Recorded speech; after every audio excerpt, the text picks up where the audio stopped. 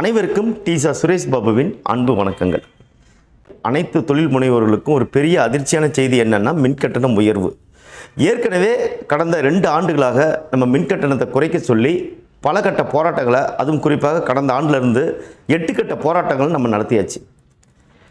அமைச்சர்களை சந்திப்பது, முதலமைச்சரை சந்திப்பது, உண்ணாவிரதம் இருப்பது, மனித சங்கிலி, இப்படி பல்வேறு போராட்டங்களை நம்ம பண்ணி முடித்ததுக்கப்புறம் எலெக்ஷன், நமக்கு பார்லிமெண்ட் எலெக்ஷன் இருந்தது. அந்த எலெக்ஷனுக்கு அப்புறம் உங்களுக்கு ஒரு நல்ல வழியை சொல்கிறேன்னு நம்முடைய தமிழக முதல்வர் ஸ்டாலின் அவர்கள் சொல்லியிருந்தார்.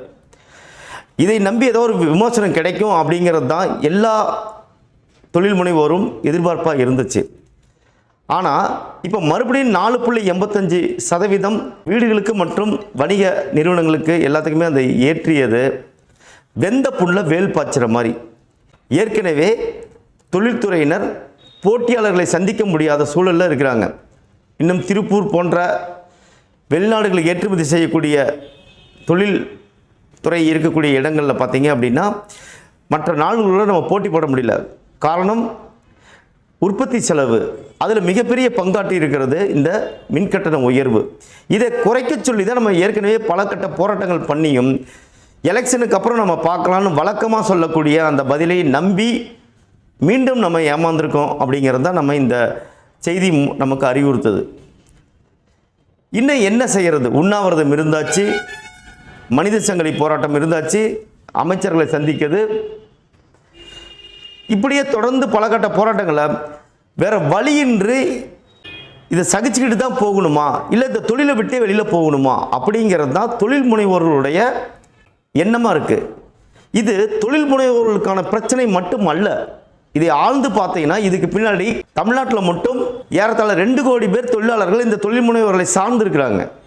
இவருடைய வாழ்வாதார பிரச்சனை கரண்ட் பில்லு மட்டும் இல்லை, ஏற்கனவே பாலில் வரி, சொத்து வரி, வீட்டு வரி, இப்படி எல்லாத்துக்கும் வரி கொடுத்து நம்மளால் வாழ்க்கையை நடத்த முடியாத சூழலில் இருக்கும்போது ஒரு தொழில்துறையினர் மேலும் சிரமப்படுறாங்க. இன்றைக்கி வங்கிகளுடைய உதவி கிடையாது.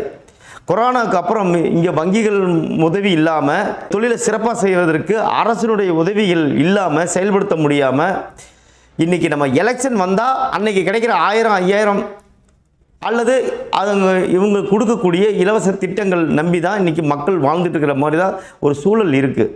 தொழில்துறையினுடைய பிரச்சனைகளை காது கொடுத்து தொழில்துறை சார்ந்து விளங்கக்கூடிய அமைச்சர்களோ இதில் முதலமைச்சரோ இதில் ஈடுபாடாக இருக்கிறாங்களா அப்படின்னு பார்த்தீங்கன்னா இல்லை அப்படிங்கிறத ஒரு பெரிய வருத்தமான செய்தியாக இருக்குது. இதே நிலை நீடித்தால் தொழில்துறையினர் தொழிலை மூடிவிட்டு அவர்கள் செல்வதை தவிர வேறு வழி இல்லை. அரசு உடனடியாக இதில் கவனம் செலுத்தி இந்த மின்கட்டண உயர்வை உடனடியாக திரும்ப பெற வேண்டும். இல்லை மிகப்பெரிய ஒரு பெரும் போராட்டம் நிச்சயம் நடக்கிறதுக்கான வாய்ப்புகள் இருக்குது. ஏன் அப்படின்னா, சாது மிராண்டா காடு கொள்ளாதுன்னு சொல்லுவாங்க. அமைதியான வழியில், அறவழியில் போராடிட்டு இருக்கிற தொழில்துறையினர் ஒரு கட்டத்தில் அவங்க தன் வாழ்க்கையை பறிபோகக்கூடிய சூழலில் அவங்க பெரும் போராட்டங்களை முன்னெடுத்தாங்க அப்படின்னா நிச்சயம் இந்த அரசுக்கு ஒரு அவப்பெயராக தான் இருக்கும். வெளிநாட்டு முதலீடுகள் நம்ம உள்ளே கொண்டாடுறதுக்கு ஆர்வம் காட்டுற தமிழ்நாடு அரசு இங்கே தொழில் செஞ்சுட்டு இருக்கக்கூட சிறு குறு நடுத்தர தொழில்துறையினரை காப்பாற்றுவதற்கு எங்களை மேலும் எங்களை நிர்பந்திக்காதீங்க, வரிகளை போட்டு மின்கட்டண உயர்வு மூலமாக எங்களை நிர்பந்திக்காதீங்க அப்படிங்கிறது தான் டீசா சங்கம் இந்த மின்கட்டண உயர்வை திரும்ப பெற கோரி தமிழ்நாடு அரசுக்கு இந்த காணொலி வாயிலாக நாங்கள் கோரிக்கை வைக்கிறோம். தொழில்துறையை காப்பாற்றுங்கள், இதை நம்பியிருக்கக்கூடிய கோடிக்கணக்கான தொழிலாளர்களை காப்பாற்றுங்கள் என்று கூறி இந்த காணொலி நிறைவு செய்கிறேன். நன்றி, வணக்கம்.